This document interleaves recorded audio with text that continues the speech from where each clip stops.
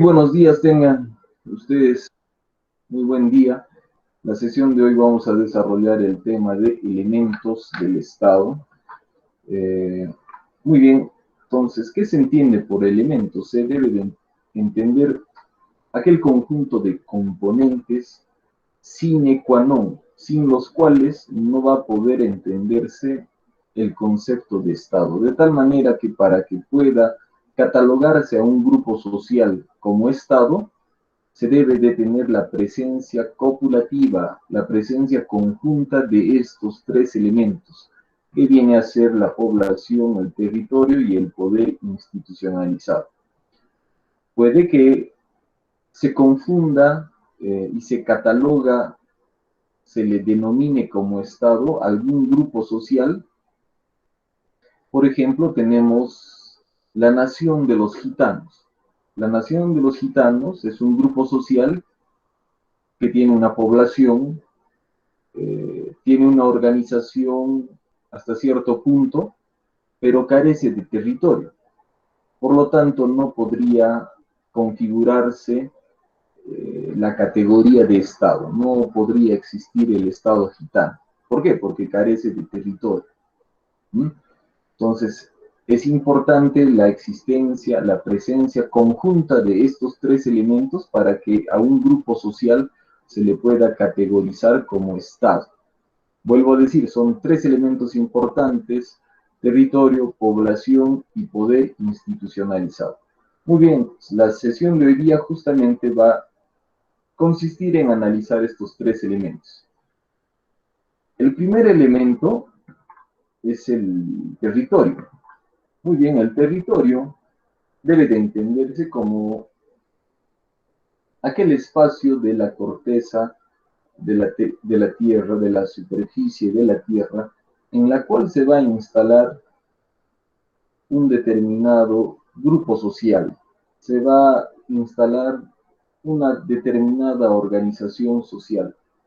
El territorio es fundamental para la existencia de los estados modernos porque el territorio le va a dotar una serie de recursos para el mantenimiento de ese estado. En el territorio peruano, que se caracteriza porque tiene un vasto territorio, es un país que se encuentra dentro de los 20 países con un territorio extenso, los territorios más grandes. El territorio peruano se caracteriza por su diversidad biológica, su diversidad de recursos naturales. En el territorio existe la presencia de varios yacimientos mineros que lógicamente son aprovechados para mantener el país en una economía solvente. El territorio es importante porque da hábitat a la población, le da un espacio para que la población pueda desarrollarse, pueda materializar la plena vigencia de sus derechos fundamentales. De tal manera que hablar de territorio es hablar de una categoría fundamental dentro del Estado. Es importantísimo, porque, como vuelvo a decir, a partir de la existencia de los recursos que existen en ese territorio, se va a poder mantener a la población, se va a poder mantener a todo ese país. Es fundamental.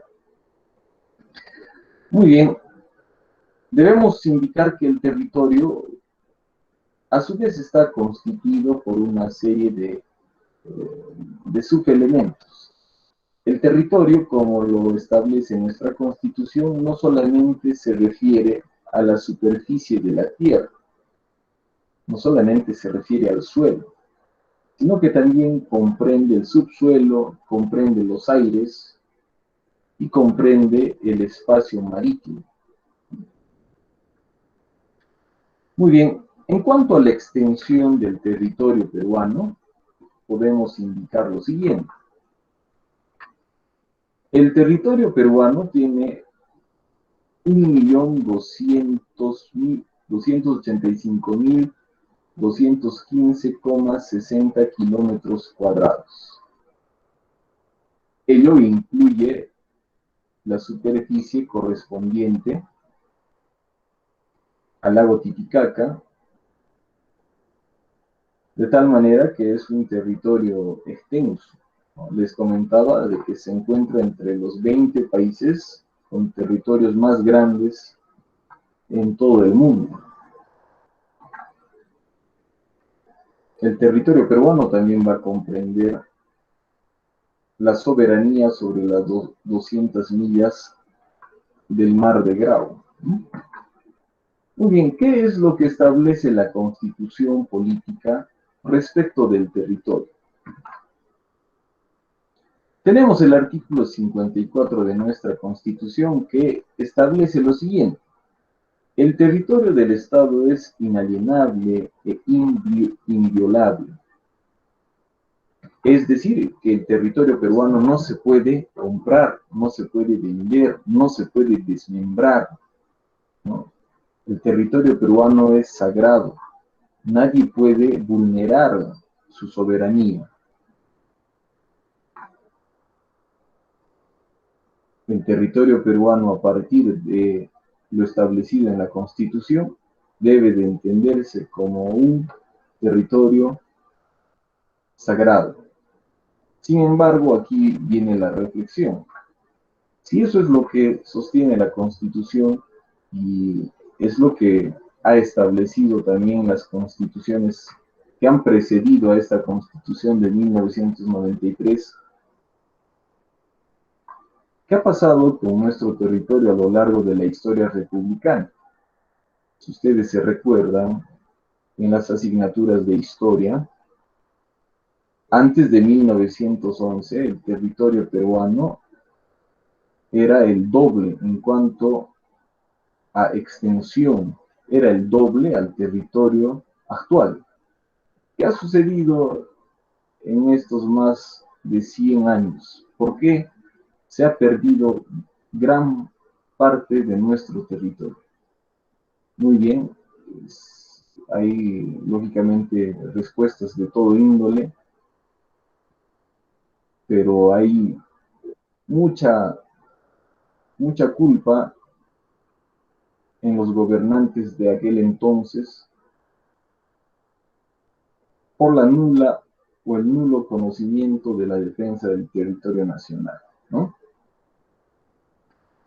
Bueno, en todo caso, es una pregunta que debe de responder la historia, ¿no? Muy bien, ¿qué más es lo que sostiene nuestra Constitución? Nuestra Constitución dice lo siguiente: comprende el suelo, el subsuelo, el dominio marítimo y el espacio aéreo que los cubre. El dominio marítimo del Estado comprende el mar adyacente a sus costas, así como su lecho y subsuelo, hasta la distancia de 200 millas marinas medidas desde las líneas de base que establece la ley.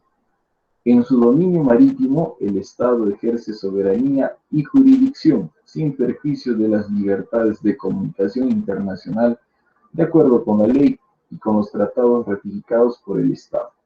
El Estado ejerce soberanía y jurisdicción sobre el espacio aéreo que cubre su territorio y el mar adyacente hasta el límite de las 200 millas, sin perjuicio de las libertades de comunicación internacional, de conformidad con la ley y con los tratados ratificados por el Estado. Entonces, a partir de ese párrafo que hemos dado lectura, entendemos de que el territorio peruano no solamente se extiende al suelo, sino que también comprende el subsuelo, comprende los aires y comprende las 200 millas del Mar de Grau. Dentro de ese espacio territorial, el Estado ejerce su soberanía. Dentro de ese espacio territorial se aplica la ley, se aplica la jurisdicción, se aplica las competencias administrativas, es decir, el Estado ejerce su soberanía. No puede darse el caso de que otro Estado invada ese territorio que es sagrado, salvo el permiso que lo debe de otorgar el Congreso de la República, ¿no? En todo caso, para defender el territorio nacional, se tiene justamente a las Fuerzas Armadas, quienes se encargan de velar, de asegurar la integridad del territorio peruano, ¿no? Muy bien, ¿qué más establece nuestra Constitución respecto del territorio?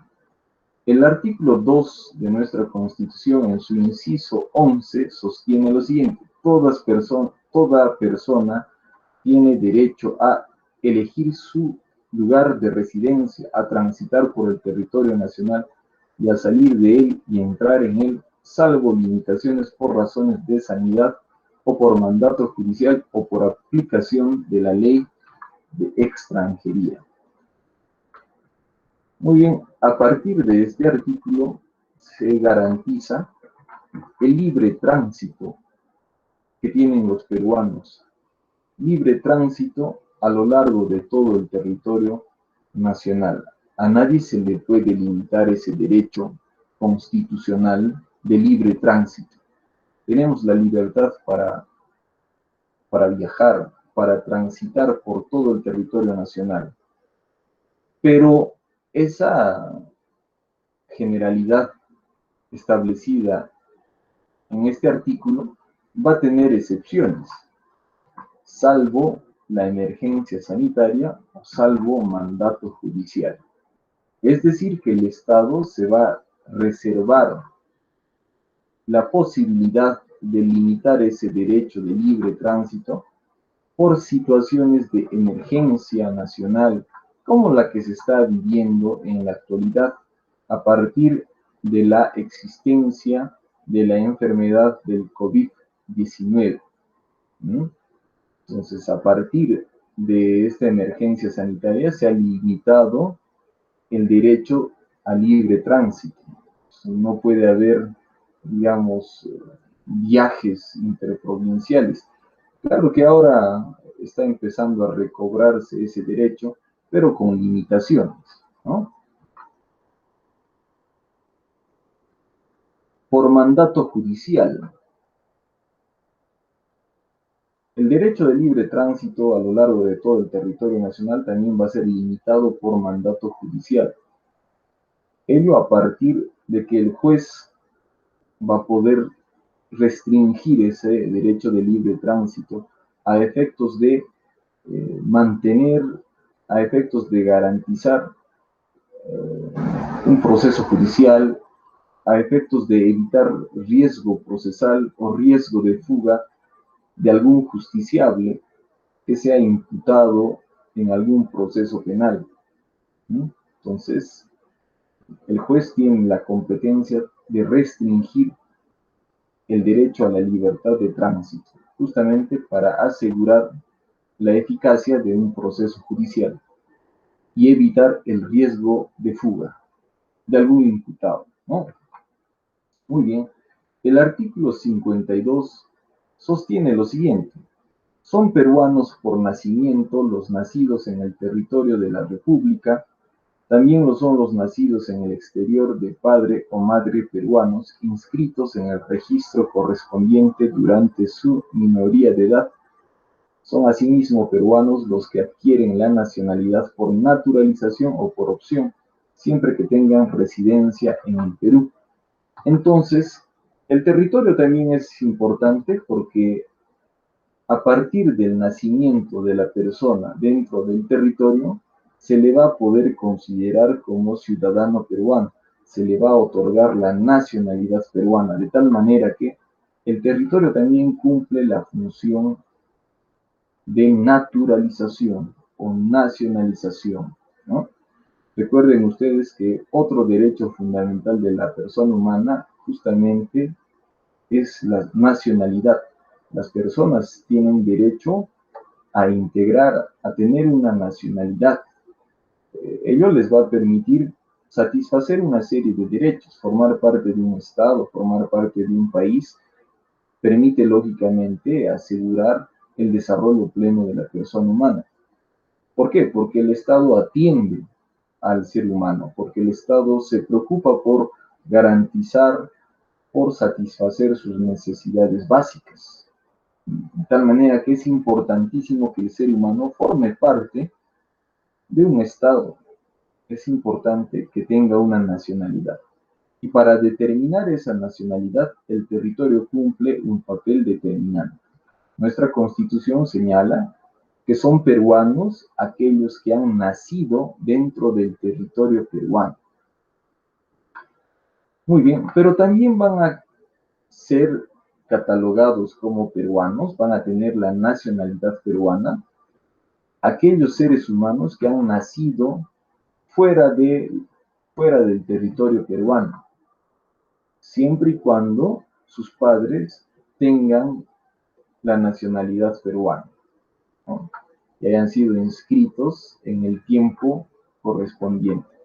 Un ejemplo más o menos de este personaje político, George Forsyth. Él ha nacido en territorio venezolano, pero sus padres son peruanos.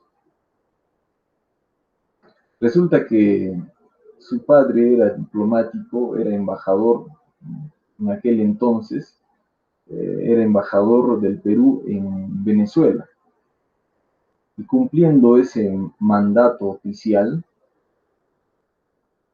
fue con su familia, fue lógicamente a cumplir ese deber, así que fue a Venezuela, y en Venezuela nació su hijo, nació George Forsyth. Sin embargo, George Forsyth tiene la nacionalidad peruana. ¿Por qué? Porque sus padres son de nacionalidad peruana y además lo han registrado como peruano en el tiempo correspondiente. Entonces, puede que suceda ese caso también, ¿no?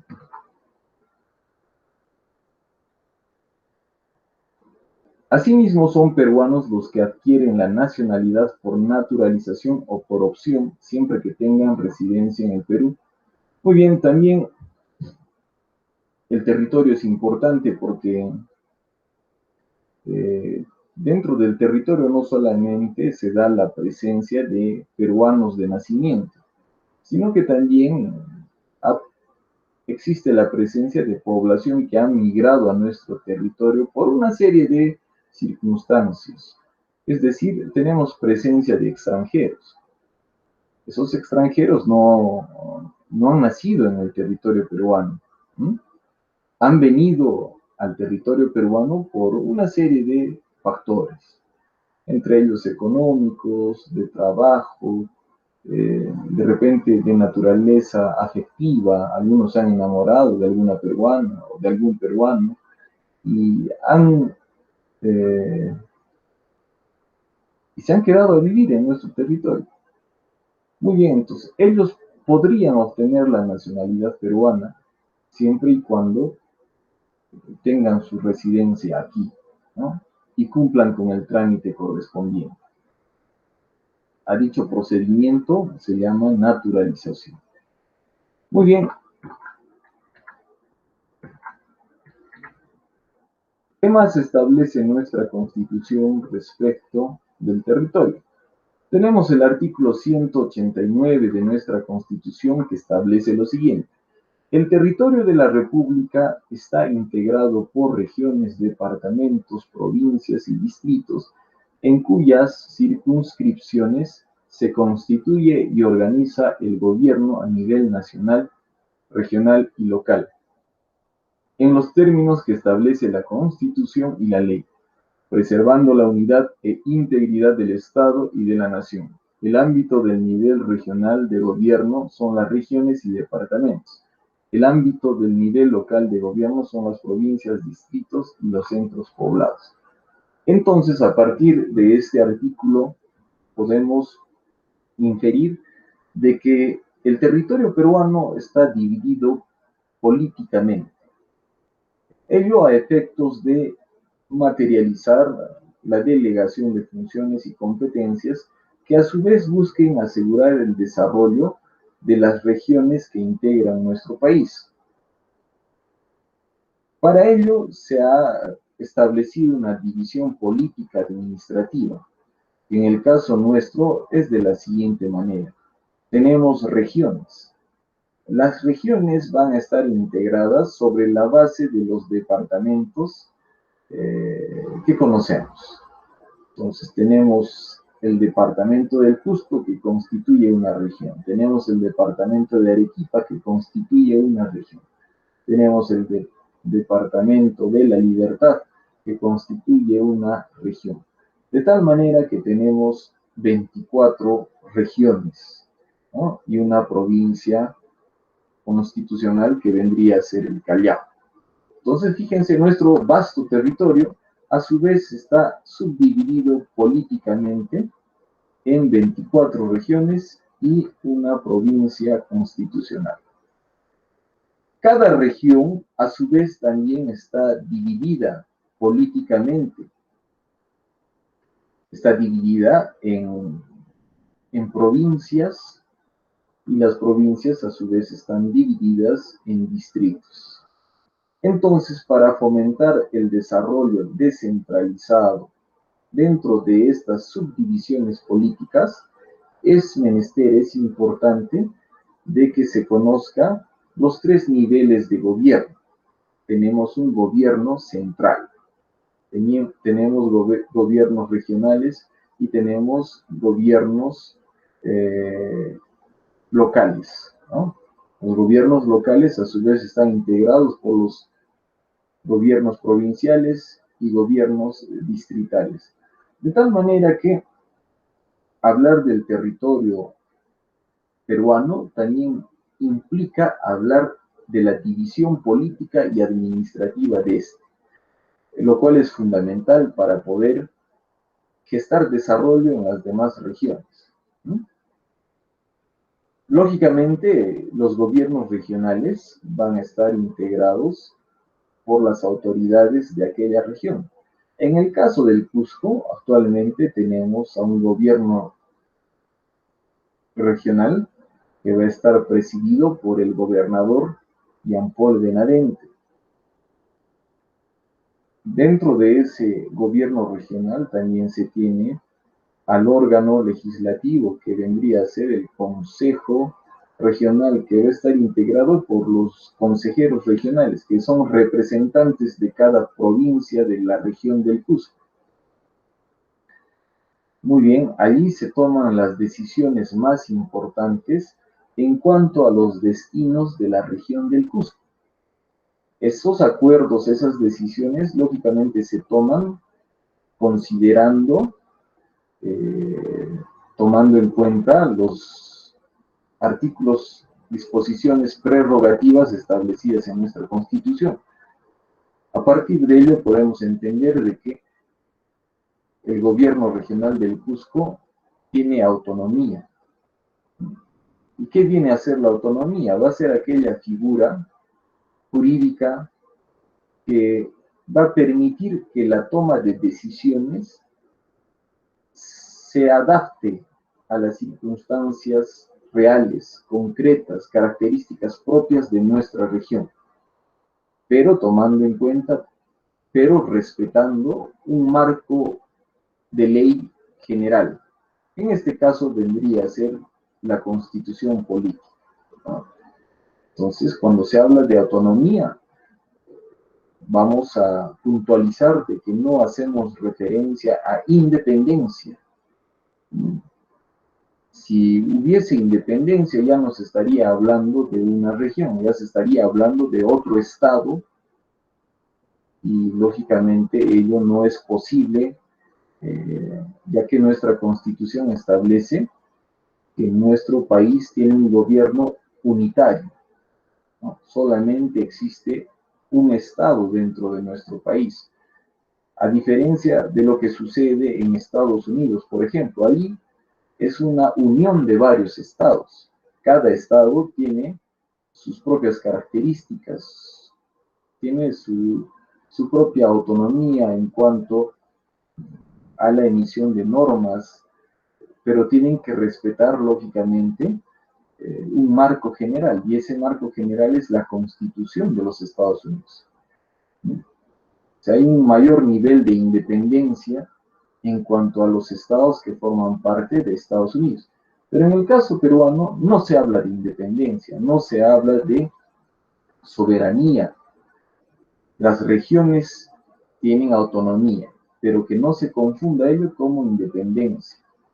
Autonomía en el sentido de que las regiones pueden deliberar, tomar las decisiones correspondientes que sirvan para gestar el desarrollo de esa región, pero en ningún caso, por ningún motivo, esas decisiones pueden extralimitarse a lo establecido en la ley general y la Constitución, ¿no? Lo mismo sucede con los gobiernos locales. Entonces, para que se materialice la descentralización, lógicamente debe de otorgarse prerrogativas a las municipalidades provinciales y municipalidades distritales a efectos de gestar desarrollo dentro de la localidad. A partir de esto que les digo, también se observa aquí un carácter de autonomía. Entonces, municipalidades provinciales y distritales también gozan de autonomía política, administrativa, económica, pero vuelvo a decir, esa autonomía de ninguna manera significa independencia. Es decir, esa autonomía que tienen estos gobiernos locales, de igual manera va a permitir asegurar que se tomen decisiones adaptadas a las circunstancias locales, pero respetando la ley general, respetando la ley nacional, respetando la constitución política, ¿no? Muy bien, entonces, hablar de territorio implica hablar de la división de este, ¿no? Y volvemos a recapitular. Nuestro territorio se divide política y administrativamente en regiones. Las regiones a su vez se van a dividir en provincias y distritos, ¿no? Lógicamente, esta división va a permitir asegurar otro principio característico de nuestro Estado, que viene a ser la descentralización. Nuestro gobierno es unitario y descentralizado. Descentralizado en el sentido de que se delega funciones prerrogativas a estas divisiones políticas administrativas que les he mencionado, a efectos de asegurar, de garantizar el desarrollo local, ¿no? A través de las autoridades políticas locales, lógicamente. Muy bien, ahora vamos a hablar sobre la población. La población también se caracteriza porque es otro elemento fundamental del Estado. No puede existir un Estado sin un conjunto de personas humanas, sin una población que habite ese Estado. Eso no existe, ¿no? Sería un absurdo. Fundamentalmente, este es un elemento necesario, importante. Entonces, la población va a ser entendida como aquel conjunto de seres humanos que van a habitar ese territorio del Estado. La población se caracteriza porque se va a constituir a partir de la presencia de una nación o de varias naciones. Entonces, ¿qué vendría a ser una nación? La nación es el conjunto de seres humanos, pero vinculados por vínculos afines, económicos, que tienen tradiciones comunes, tienen una historia común. Entonces, una nación se caracteriza por ello, porque ese grupo social tiene vínculos afines, semejantes, hay una cultura característica, hay tradiciones, costumbres. Entonces, la población del Estado va a estar integrada por esa nación. Pero en el caso peruano, debemos de tener en cuenta que nuestra población es diversa, está integrada por una diversidad de pueblos originarios, una diversidad de naciones, ¿no? De tal manera que cada grupo social tiene sus características propias, culturales, sus características singulares. Por decir, aquí en la región del Cusco, nuestra población tiene características peculiares, características culturales propias, que van a diferenciarse de las manifestaciones culturales de otro grupo social. Por ejemplo, el que habita la región de Arequipa o alguna región del norte como la Libertad. Hay muchas diferencias, hay semejanzas, pero también hay diferencias. En cuanto a la vestimenta, en cuanto a la actividad culinaria, en cuanto a la idiosincrasia, en cuanto al dialecto, lo cual lógicamente se va a originar a partir de una serie de fenómenos geográficos, eh, culturales, históricos, económicos, ¿no? En todo caso, vuelvo a decirles, nuestra población se caracteriza porque es diversa.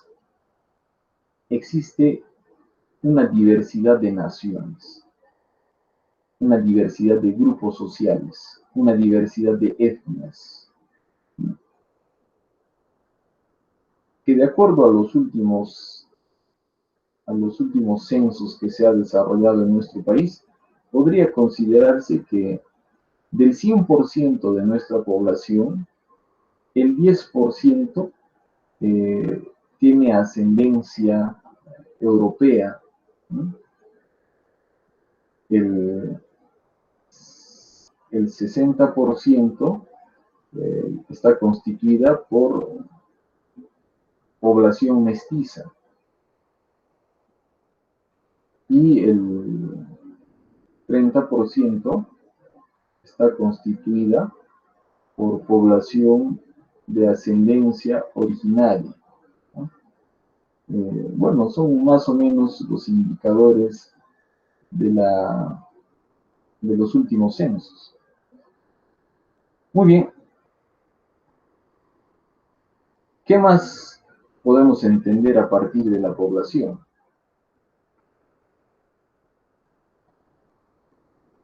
La población es el elemento humano, todas las personas que se encuentran en su territorio sometidas al poder jurídico del Estado. Entonces, la población es un elemento del Estado importante que va a cumplir los designios de la autoridad política. Se va a categorizar como ciudadanos, aquellos que han cumplido sobre todo los 18 años, se les va a dar la posibilidad de poder ejercitar derechos civiles y políticos al haber adquirido la mayoría de edad. También se va a entender que la población cumple un papel cívico, un rol importante para el desarrollo del Estado, a partir del cumplimiento de la ley, a partir del cumplimiento de sus obligaciones y deberes. Entonces, para que el Estado desarrolle en conjunto, también debe de asumir ese rol la población. Cada ciudadano debe de comprender que forma parte de un Estado y sobre esa base poder participar en la gestión del buen gobierno. Entonces, a partir de lo que les estoy diciendo, el ciudadano debe de asumir con conciencia cívica el cumplimiento de las disposiciones que emite la autoridad política.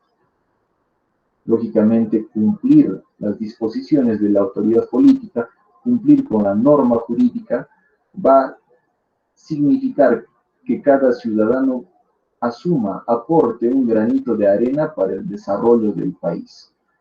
De tal manera que al hablar de población dentro de un Estado moderno, no solamente implica que que ésta deba de esperar que el Estado le resuelva la vida. En un Estado moderno se va a promover la democracia participativa, es decir, que el ciudadano autogestione la satisfacción de sus derechos. ¿Por qué? Porque las instituciones públicas, pese a que son numerosas en todo el país, todavía hay un déficit, todavía no hay presencia del Estado en algunas partes de nuestro territorio. De tal manera que allí, para cubrir ese déficit, se requiere que el ciudadano autogestione y busque la satisfacción de sus derechos fundamentales. ¿No? Tanto más que nuestra población bordea los 32 millones de habitantes. Entonces, bajo esas circunstancias, la población debe de asumir con conciencia cívica su rol de ciudadano, respeto de la ley, autogestión de derechos, ¿no?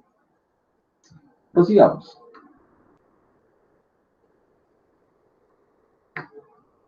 Lógicamente, ese conjunto de individuos que forman la población mantienen relaciones sociales, relaciones económicas, relaciones laborales, de tal manera que en esa convivencia es natural que eh, se produzcan de repente discrepancias, beligerancias, de tal manera que para evitar que esas discrepancias sean resueltas en forma directa o en forma injusta, aquí el Estado cumple un papel importante porque a través de sus instituciones públicas, sobre todo a través del Poder Judicial, se busca resolver esos conflictos de intereses que podrían originarse a partir de la convivencia social. Ello, naturalmente, ¿por qué? Porque no todos son una perita en dulce que puedan gustar a todo el mundo.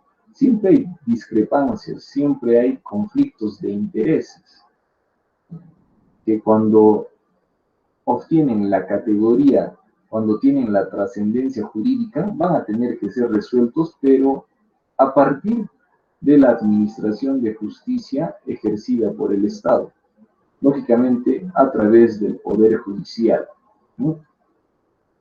Por eso, chicos, es importante de que se comprenda el mensaje de respeto de los derechos humanos, que se entienda que el derecho no solamente implica derechos, sino que también implica el respeto de los derechos de la otra persona, lógicamente para mantener la paz, para mantener una convivencia social armónica, ¿no? Les he traído algunos datos interesantes que están plasmados en un reporte emitido por el INEI respecto a las características de nuestra población peruana. De acuerdo al último censo del año 2017, se tiene que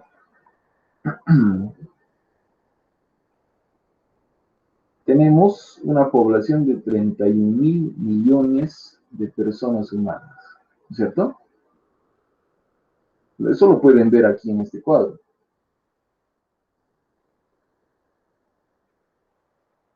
Luego tenemos el gráfico número 13, donde se observa que en gran mayoría la población peruana está integrada por seres humanos de entre los 14 años hasta los 25 años, de tal manera que gran cantidad de la población peruana es una población joven. Es un país joven, su población es bastante joven. Entonces, pueden ver justamente en este gráfico que a mayor edad se va reduciendo el número de la población. De tal manera que tenemos una población reducida en cuanto a adultos mayores, ¿no? Otro cuadro importante tenemos aquí. el gráfico número 15.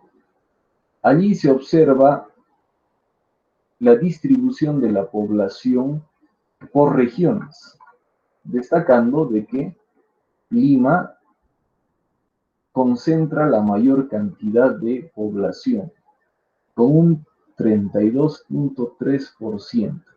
Alrededor de 9 millones de personas se encuentran en la región de Lima. En cuanto al Cusco, Cusco se encuentra en la posición 7.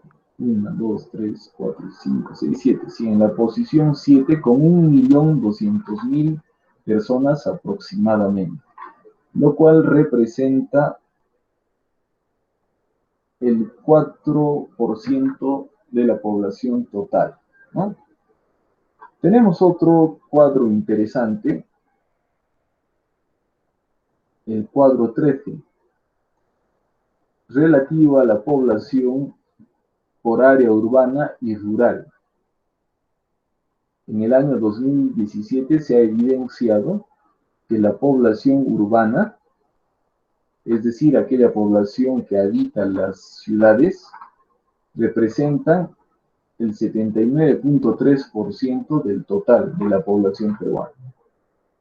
Y el 20.7% representa la población que habita el campo.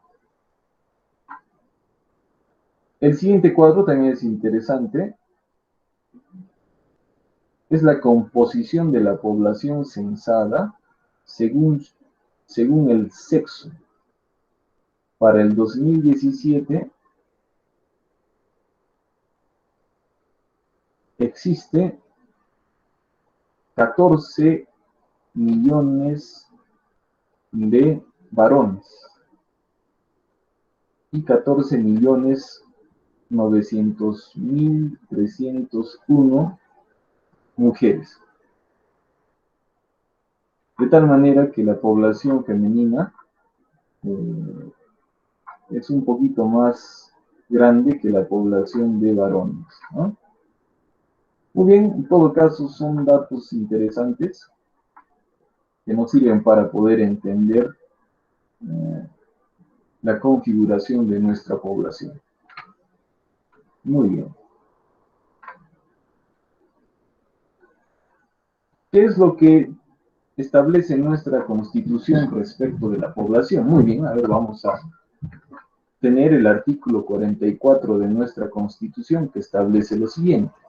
Son deberes primordiales del Estado defender la soberanía nacional, garantizar la plena vigencia de los derechos humanos, proteger a la población de las amenazas contra su seguridad y promover el bienestar general que se fundamenta en la justicia y en el desarrollo integral y equilibrado de la nación.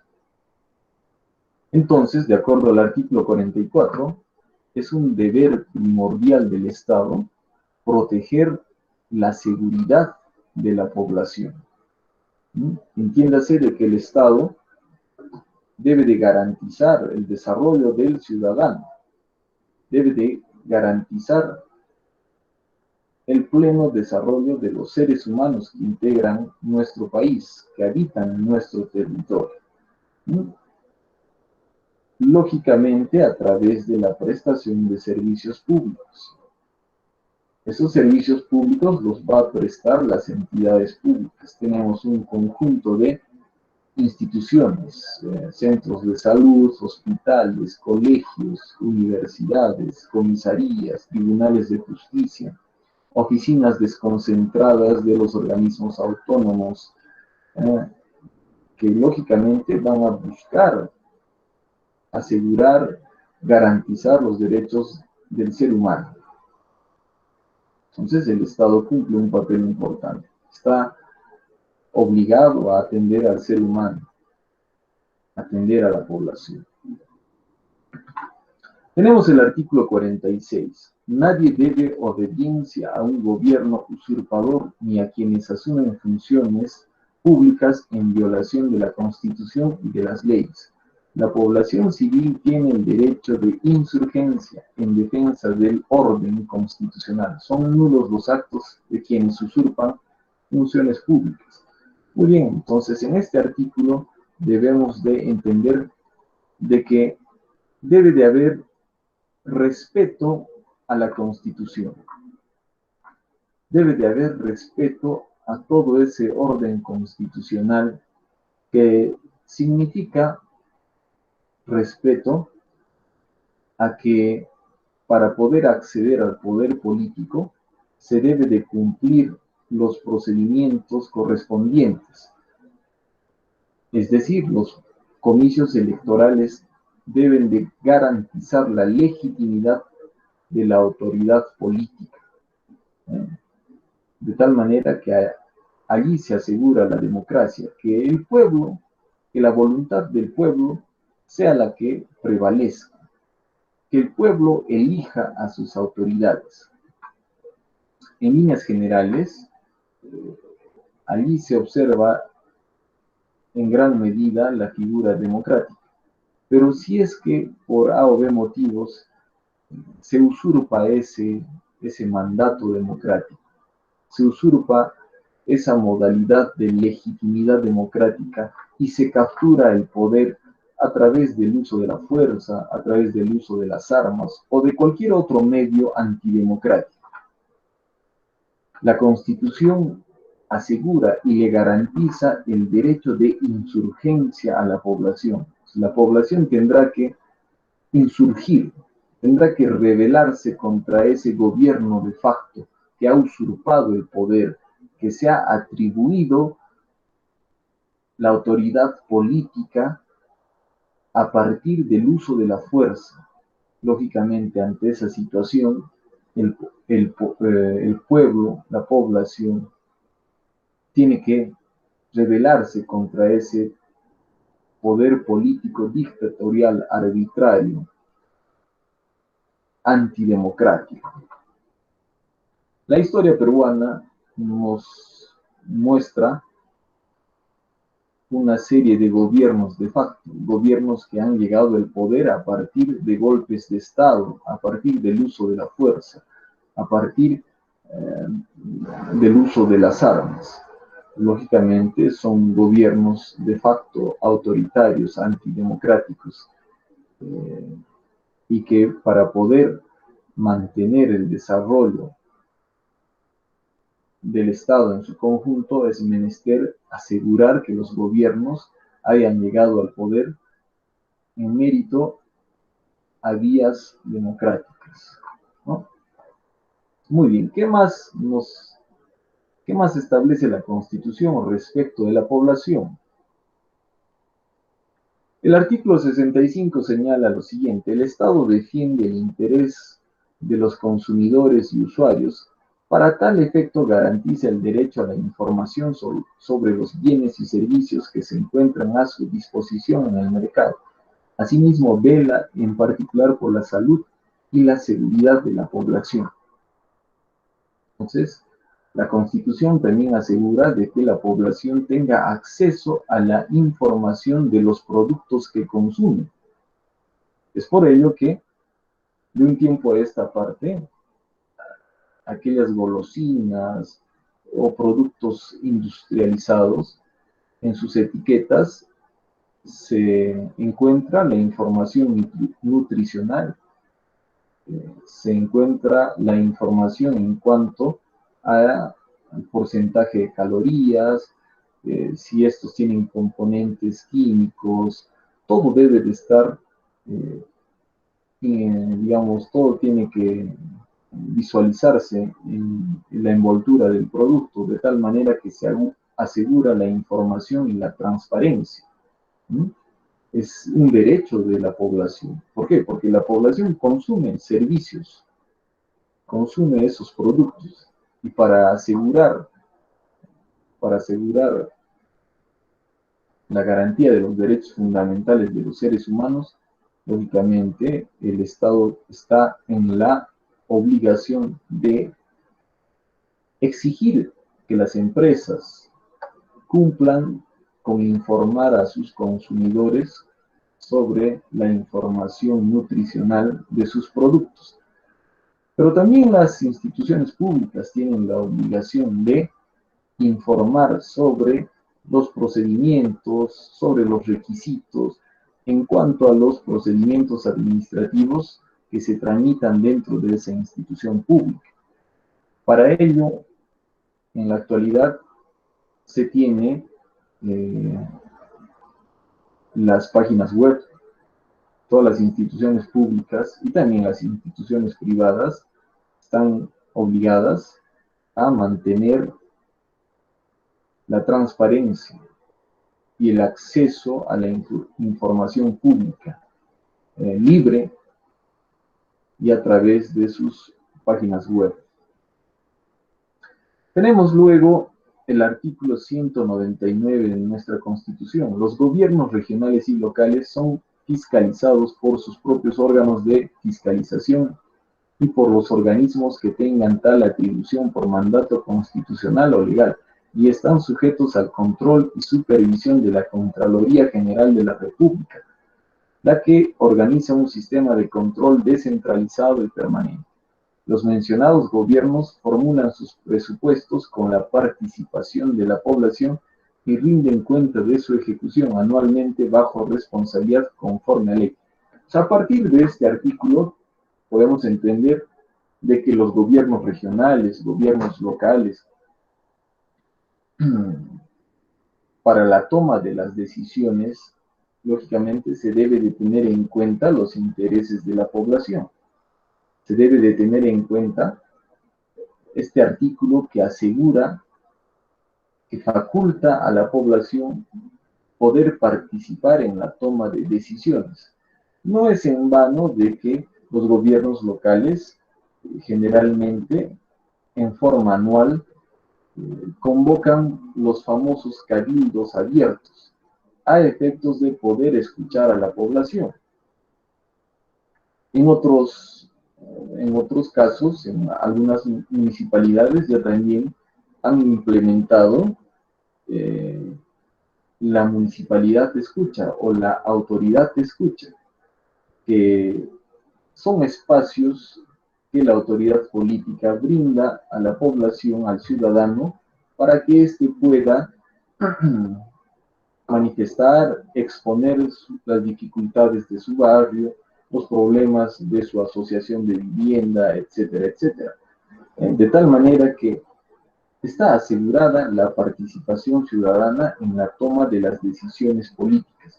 Y es importante de que los gobiernos regionales y locales tomen en cuenta los intereses de la población, para que el gobierno y la buena gestión sea legítimo.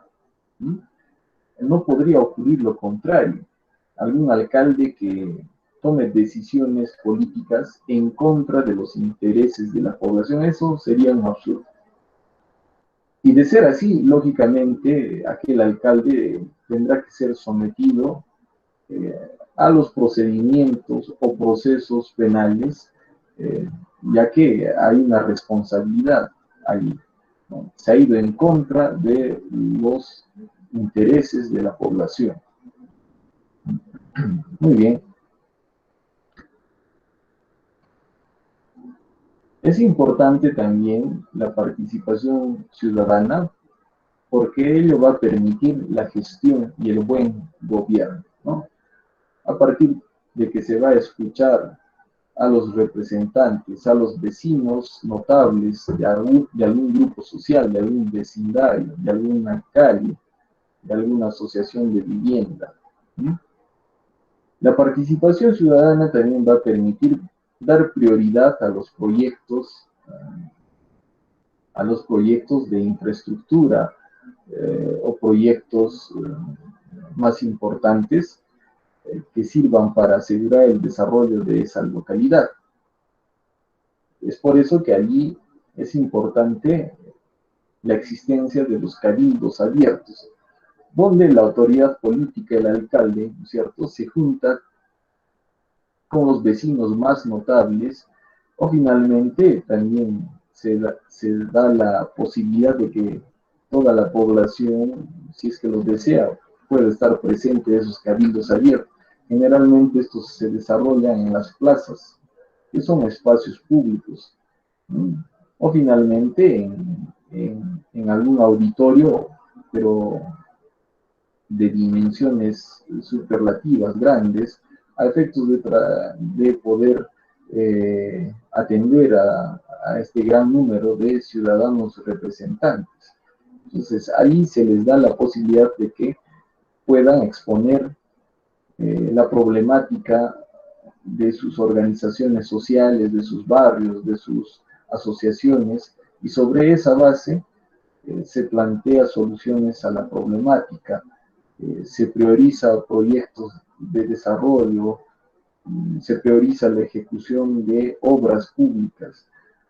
Entonces es importante la existencia de estos cabildos abiertos, ya que aseguran la participación ciudadana, que a su vez está establecida, garantizada en este artículo 199. De tal manera que también en estos cabildos abiertos se va a dar la posibilidad de rendir cuentas, lógicamente, a la población. Tengan en cuenta que la democracia significa que el poder nace del pueblo.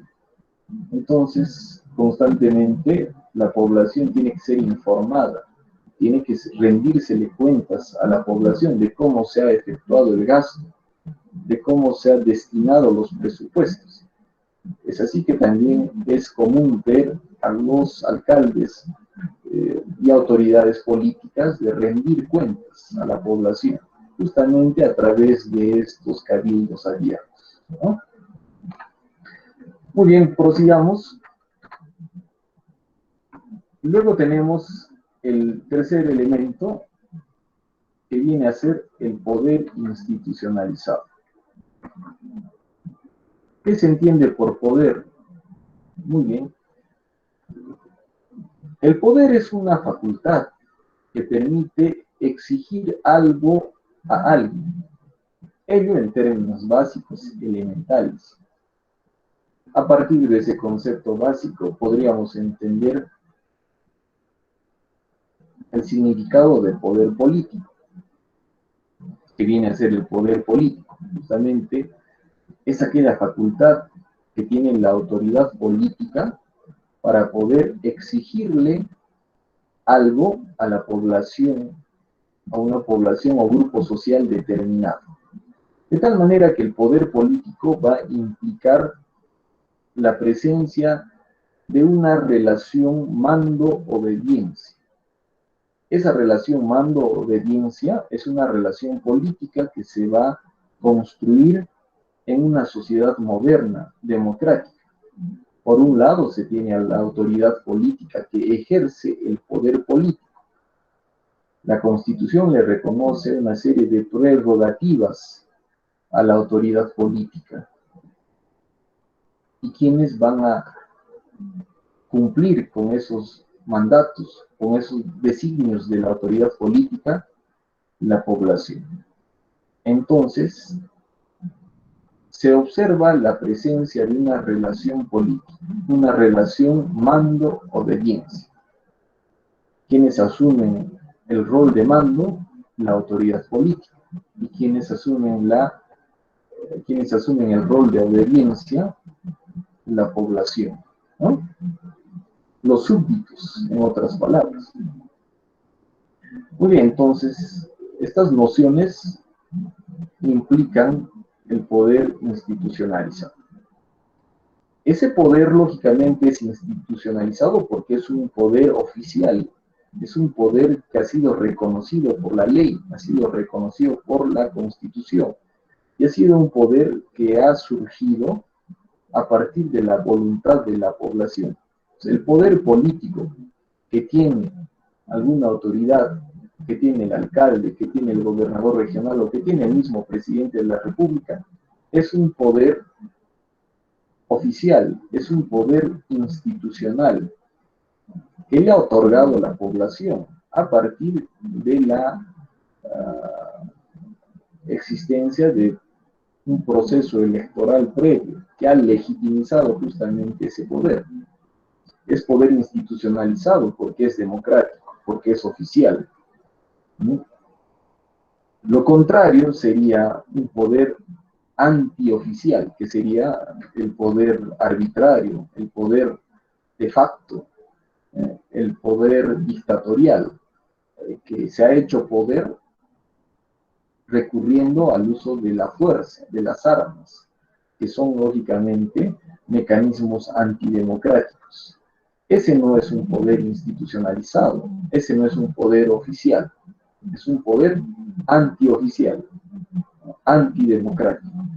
De tal manera que el poder institucionalizado es aquella facultad que ejerce la autoridad política, ¿no?, de poder mandar sobre sus súbditos, sobre su población, pero poder que ha sido obtenido a partir de un origen democrático, legítimo, que ha consagrado la voluntad de la población. Ese poder institucionalizado también va a permitir la cohesión, la integridad de la población. A través de la fuerza que tiene la ley, se va a asegurar que la población pueda cumplir con esos mandatos, con esos designios. En el caso concreto de la emergencia sanitaria, se ha dispuesto una serie de medidas cuyo incumplimiento merecen una sanción. La detención, el inicio de procesos penales, el pago de multas. En la actualidad tú no puedes salir a la calle sin la mascarilla. Lógicamente, si sales a la calle sin la mascarilla y la autoridad, en este caso el policía, que es una autoridad, constata dicha situación, bueno, vas a ser factible al pago de una multa o a una sanción pecuniaria. O finalmente te van a llevar a la comisaría, donde se te van a tomar los datos, y si en una segunda oportunidad se te captura vulnerando esas disposiciones de la emergencia sanitaria, ya se te estaría denunciando por justamente vulnerar las disposiciones de la emergencia sanitaria, ¿no? Entonces, fíjense, la fuerza de la ley permite asegurar la cohesión, la integridad, permite asegurar la convivencia social armónica. Ello en provecho propio, ello en provecho de la propia población. Imagínense si no hubiese esa fuerza, si no existiese ese poder institucionalizado. Sería un desorden, habría una anarquía. Y sabemos de que no puede gestarse desarrollo en el desorden, en la anarquía. Tiene que haber paz, tiene que haber organización, lógicamente, para poder sobre esa base aspirar al desarrollo social, al desarrollo de nuestro Estado. Es un papel importante, también lo va a cumplir las fuerzas policiales, quienes se encargan de asegurar el cumplimiento de la ley. Muy bien, entonces como ciudadanos debemos de entender que se debe de respetar a la autoridad política. ¿Por qué? Porque ésta ha sido elegida en forma democrática. Lo contrario significaría ejercer el derecho a la insurgencia. Pero en términos actuales, todas las autoridades políticas han sido elegidas por la población a través de comicios electorales, por lo tanto merecen respeto. Hay que recuperar el principio de autoridad, hay que respetar a la autoridad política. Finalmente, si es que ésta incumple sus labores, incumple sus funciones, en su momento ya tendrá que asumir responsabilidad y pagar por sus errores a través de los procesos administrativos, disciplinarios o procesos penales que podrían instarse, ¿no? De tal manera que también aquí hay una suerte de mecanismos que aseguren, que busquen de repente la buena gestión de la autoridad política, ¿no? Muy bien. ¿Qué más podríamos hablar? La Constitución establece lo siguiente en cuanto al poder. El artículo 43 de nuestra Constitución señala lo siguiente: la República del Perú es democrática, social, independiente y soberana. El Estado es uno e indivisible. Su gobierno es unitario, representativo y descentralizado, y se organiza según el principio de la separación de poderes, ¿no? Entonces, ese poder institucionalizado se va a caracterizar porque se va a ejercer dentro de un contexto democrático. ¿Cómo se entiende esto? Que el poder va a nacer del pueblo. El pueblo va a elegir a sus autoridades políticas a través de procesos electorales. De tal manera que tenemos una democracia representativa. ¿No? Social, en el sentido de que el fin supremo del Estado es asegurar la plena vigencia de los derechos fundamentales de la persona humana, de las personas humanas, que por encima de todo, justamente se encuentra el respeto de las personas humanas, de tal manera que el Estado se convierte en una herramienta al servicio de las personas humanas. Debe de preponderarse lo social, ¿no? Debe de garantizarse, promoverse, protegerse el interés social. Independiente en el sentido de que nuestro país ejerce su soberanía jurídica, política, administrativa, económica. Ello podría ser materia de discusión, ya que en términos prácticos hay cuestionamientos, hay evidencias de que hay en algunos casos ciertas evidencias de imposiciones económicas. Ello a partir de que vivimos dentro de un mundo globalizado, con una economía globalizada que exige de que los países, para asegurar su desarrollo, se integren al mercado global. O sea, a partir de esa exigencia, lógicamente los países básicamente están obligados a alinearse a la economía mundial. Entonces, allí habría un cuestionamiento en cuanto a la soberanía económica, ¿no? Sin embargo, las circunstancias actuales exigen de que los países se alineen a esa corriente económica mundial, ¿no? Muy bien. Gobierno unitario en el sentido de que solamente existe un solo poder en nuestro país, pero que éste se ha delegado a las distintas organizaciones públicas, entidades públicas, gobiernos locales, regionales, que en el fondo mantienen una unidad, ¿no? Forman parte de una jerarquía uniforme, ¿no? Y finalmente, lo más importante de este artículo en cuanto al poder, sostiene de que en nuestro país se implanta, se desarrolla el principio de separación de poderes.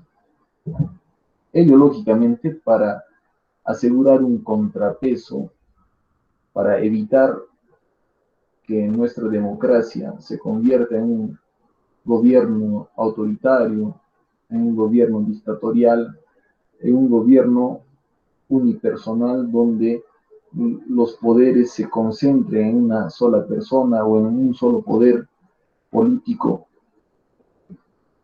que conforme las experiencias del pasado hemos observado que aquella persona que concentra todos los poderes,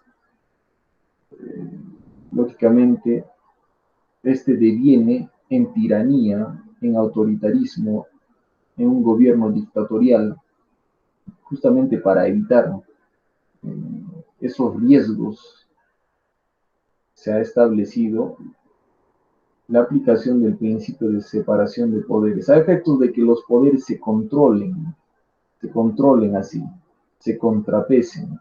Por un lado, el poder legislativo trata de contrapesar la fuerza del poder ejecutivo, ¿no? Y tenemos un tercer poder, el poder judicial, que se encarga de controlar al poder legislativo y al poder ejecutivo, a efectos de que estos se desarrollen dentro de lo legal constitucional. Entonces, ahí va la importancia del principio de separación de poderes.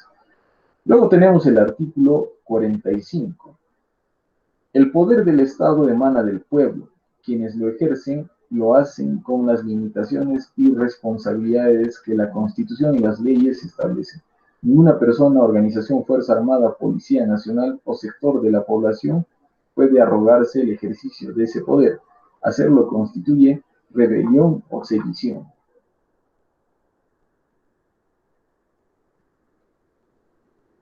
Muy bien, entonces les había comentado de que para que el poder pueda ser entendido como poder institucionalizado, este tiene que ser un poder que se ha originado a partir de la elección popular, a partir de la existencia de procesos electorales, de tal manera que allí se asegura el principio democrático, ¿no? Ninguna autoridad política puede acceder al poder institucionalizado si no es más que cumpliendo los mecanismos democráticos. Autoridad que haya asumido dicho poder sin haber ejercido, sin haber tomado en cuenta los principios democráticos, lógicamente este es un poder ilegítimo, antidemocrático, antioficial, antiinstitucional. Y la población tiene el derecho de insurgencia. Pues nadie puede arrogarse también poder alguno. Ello constituiría rebelión o sedición. Para que uno pueda acceder al poder político, lógicamente tiene que cumplir con los mecanismos democráticos. Muy bien, son tres elementos importantes que integran el concepto de Estado. Vuelvo a indicarles de que para que una sociedad pueda categorizarse como Estado, se debe dar la presencia conjunta de estos tres elementos, ¿no? Tenemos territorio, población y poder institucionalizado. Muy bien, eso sería todo en cuanto a este tema y en cuanto a la sesión del día de hoy. Nos quedamos allí y ya nos estamos viendo la siguiente sesión de clase. Muchas gracias. Profesor,